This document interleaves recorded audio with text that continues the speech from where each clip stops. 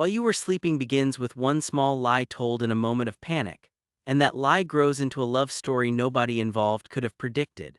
Lucy Moderatz thinks she understands exactly how her life works. She is lonely, careful, and used to watching happiness happen to other people. Every day she sits in a transit booth in Chicago and sees strangers passing by, each of them going somewhere that feels more exciting than where she is. Then one ordinary crush, one accident on a train platform, and one warm, chaotic family pull her into a life she never imagined for herself. Lucy lives alone, works hard, and has built a quiet routine around disappointment.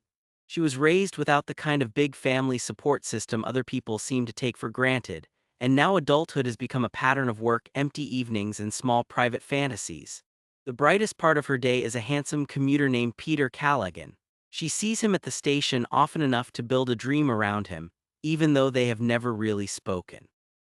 To Lucy, he represents everything missing from her life: romance, beauty, confidence, and the possibility of a future that feels bigger than her tiny apartment and token booth. It is easier to admire Peter from a distance than to risk anything real. She watches him, imagines who he might be, and assumes that is as close as she will ever get. Then on Christmas Day, everything changes. Peter is attacked by muggers on the train platform and falls onto the tracks just as a train is approaching. Other people freeze. Lucy does not. She jumps into danger, pulls him to safety, and saves his life. In one sudden act, she goes from anonymous observer to the person closest to him in the worst moment of his life. Peter is rushed to the hospital unconscious, and Lucy follows because she is scared and still full of adrenaline. That is where the misunderstanding begins. In the confusion and desperate to stay near him, she blurts out something that makes it sound like she is his fiancée. She does not plan a scheme. She is not trying to steal a life. She is overwhelmed, emotional, and suddenly trapped by words spoken too fast. Before she can correct it, a nurse repeats the information to Peter's family, who arrive at the hospital terrified and relieved to find a sweet young woman apparently standing beside him. From that moment on, Lucy is swept into the warm, noisy force of the Callaghan family. Peter's relatives are affectionate, intrusive, loud, loving, and always talking over one another. His mother and father welcome her instantly because they want someone to hold on to while Peter lies in a coma. They assume Lucy is already one of them, and because they are grieving and hopeful and moving so quickly, she keeps failing to interrupt. Every attempt to explain is swallowed by another emotional moment, another hug, another family meal, another story about Peter as a child. And then she meets Jack Callaghan. Jack is Peter's brother, and from the second he arrives he senses that something about Lucy's story does not fit. He is skeptical, protective, sharp, and much less easy to fool than the rest of the family. Where everyone else is grateful for Lucy's presence, Jack keeps looking at her as if he knows she's not telling the whole truth.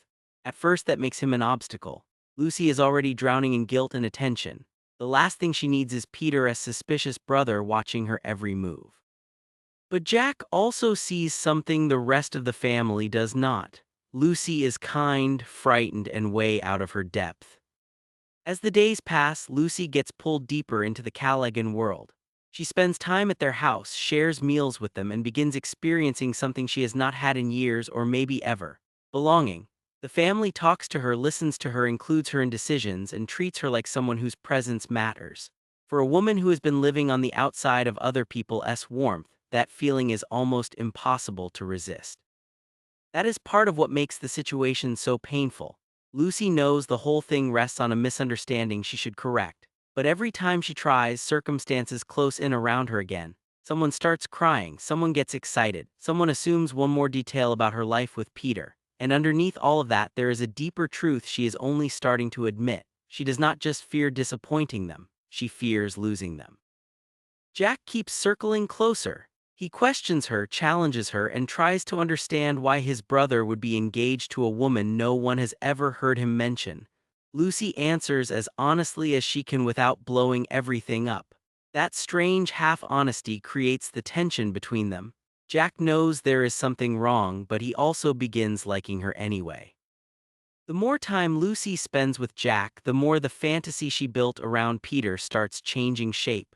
Peter, unconscious in a hospital bed, has always been more dream than person to her. Jack is very different. He is flawed, funny, observant, and fully real. He annoys her, catches her off guard, and sees through her in ways that make her feel nervous and alive. Their connection grows out of errands, arguments, shared family chaos, and the strange intimacy of keeping each other company while everyone else assumes the wrong story. Lucy and Jack do not fall in love through some giant dramatic event. It happens through recognition.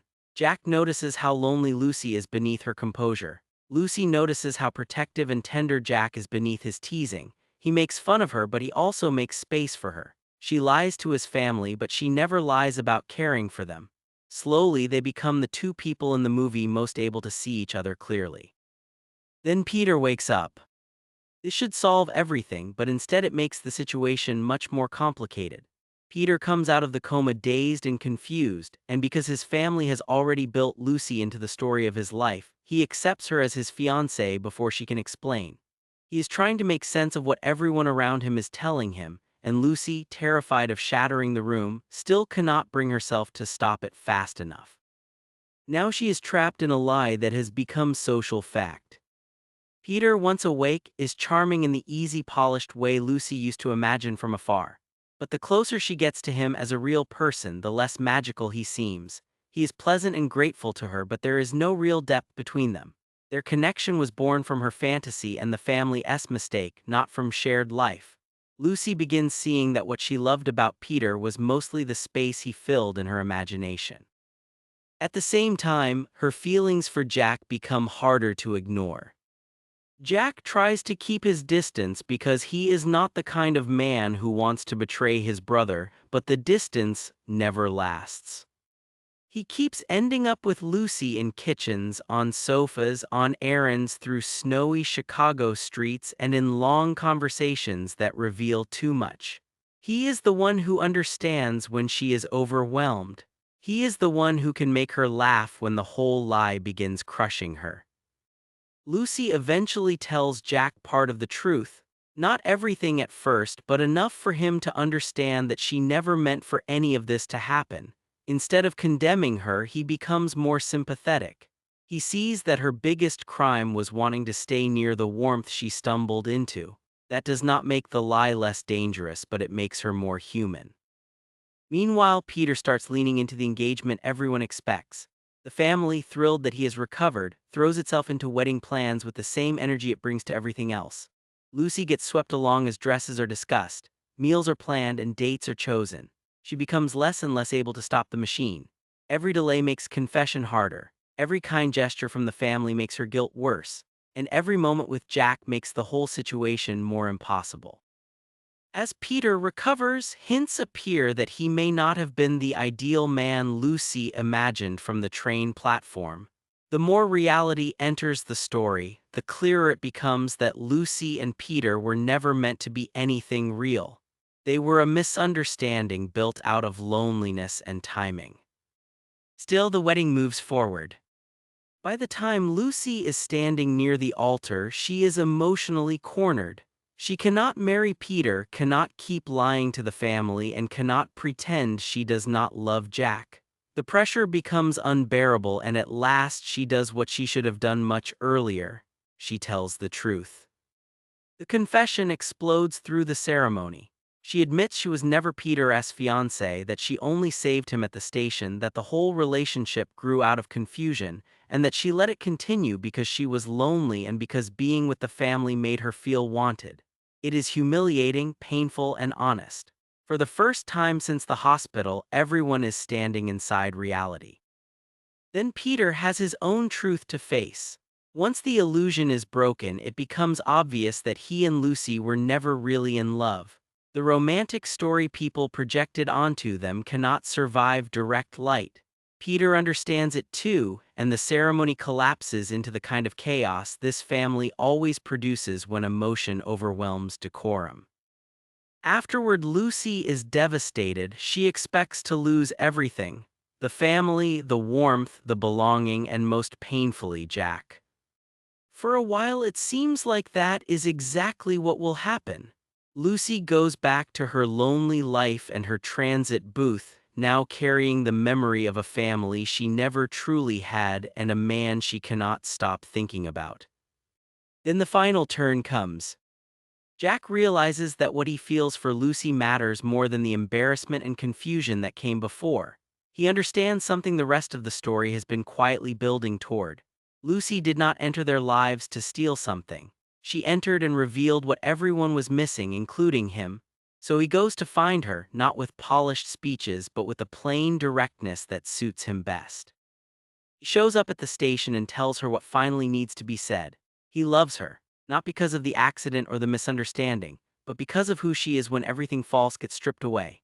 He proposes in his own way, using the tokens of her ordinary working life instead of some grand fantasy gesture.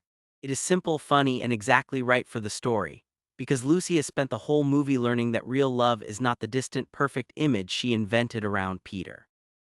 Real love is the person who sees her clearly and stays. While You Were Sleeping works because it understands the difference between fantasy and belonging. Lucy begins the movie convinced that romance is about the beautiful stranger she has never spoken to. She ends it learning that love is built through kindness, truth, family, and shared imperfection. Peter is the dream she watched from behind glass. Jack is the man who stepped into her actual life. It is also about loneliness in a very gentle but honest way. Lucy does not lie because she is greedy, she lies because she is starving for connection. The Callaghan family does not embrace her because they are foolish. They embrace her because they are the kind of people whose love outruns caution. So While You Were Sleeping ends not with the fantasy Lucy thought she wanted, but with something much better: a warm, loud family, a man who challenges and protects her, and a life that did not come from wishing at a distance but from stepping into the chaos of being known.